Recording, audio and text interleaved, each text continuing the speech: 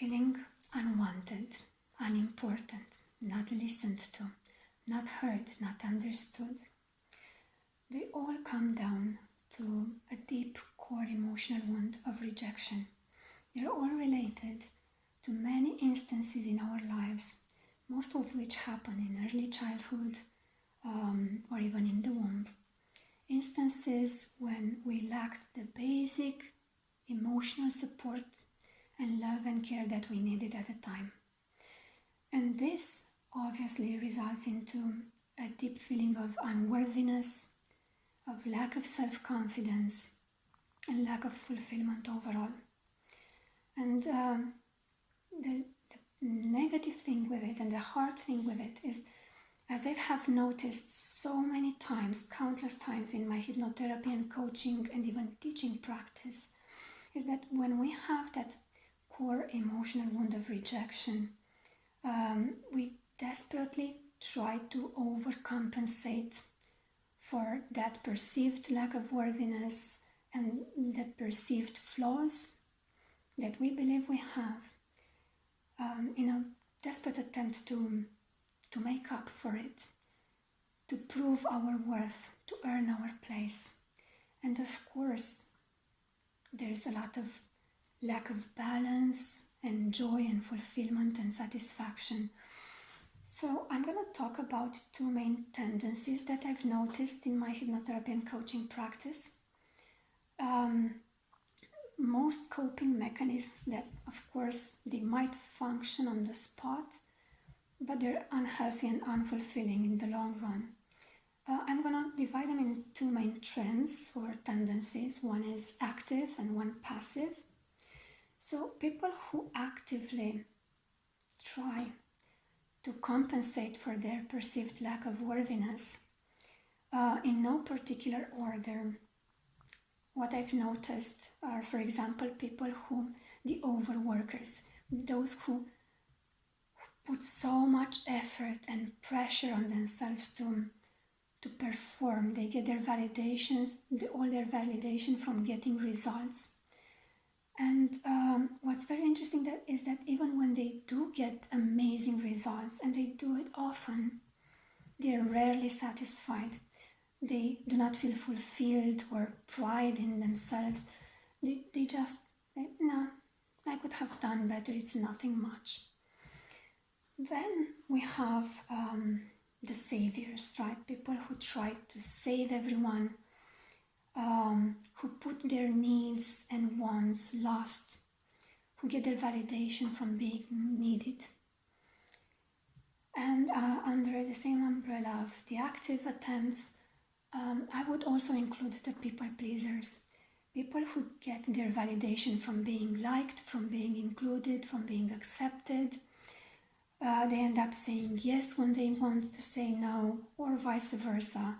There's a lot of frustration from that. And of course, in all situations, there's a lack of fulfillment and lack of balance, lack of, in the end, true and genuine self-confidence and self-esteem. And then under the umbrella of the passive attempts, what I've noticed most of all are, obviously in no particular order, I would call them refuge seekers. So they're the people who try to run away, to distract their mind and their attention. Somehow they try to fill an inner emptiness with some sort of addiction, from emotional eating to binge watching on Netflix, to addiction to substances or toxic patterns in relationships, addiction to alcohol, cigarettes, you name it. It's there. Sometimes it's even addiction to courses, right? So they jump from one course or program to another, but rarely, very rarely implement what they learn there and end up saying, oh, it doesn't work, I'm going to try something else. After this come the procrastinators, so people who keep postponing, hiding, waiting, holding back from doing what they truly want. They're basically putting their soul on hold And what's very interesting is that in most cases, they know exactly what action steps to take.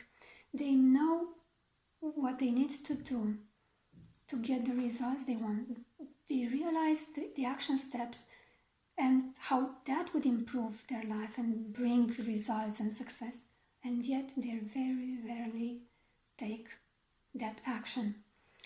And last but not least, victimhood mentality. So people who take their validation from feeling wronged, from that poor me mentality. They're in this circle, vicious circle of complaining and blaming anything from the pandemic to the restrictions in the pandemic to the government to their family to the climate and everything else. And of course, it's obvious that in all those situations, there's lack of balance, lack of self-worth. There's a strong feeling of not enoughness, like I'm not enough as I am. I have to try to make up for it. And of course, there's no real joy and fulfillment and satisfaction. There's no excitement for tomorrow. I was one of those people, by the way. The high achiever who overworked myself trying to prove my worth. And I still love achieving things. I still put a lot of effort into studying, into becoming better, into perfecting my practice and everything. It's just that now I don't do it from a lack of worthiness. I'm not doing it from a place of trying to prove myself, but for a commitment to myself first of all, and from a place of, I really enjoy studying, I really enjoy perfecting my practice. So I'm all in, and also paying really close attention to my self-care, to all the things that bring me joy, and I get a lot of satisfaction and fulfillment from it, regardless of the results. So I can't wait to hear your insights and golden nuggets. If anything from what I said sounded like labeling, trust me, it's not. Sometimes it's just for lack of a better word or for choosing a word that everyone understands. Send me your insights, your ideas. What pattern are you actively playing in your life to try to prove yourself and to earn your worth and your place? That's the first level of awareness, and I'll meet you in part 2 to talk about how you can break this pattern. I'm going to give you really powerful questions for meditation and journaling, and also an opportunity. So see you soon.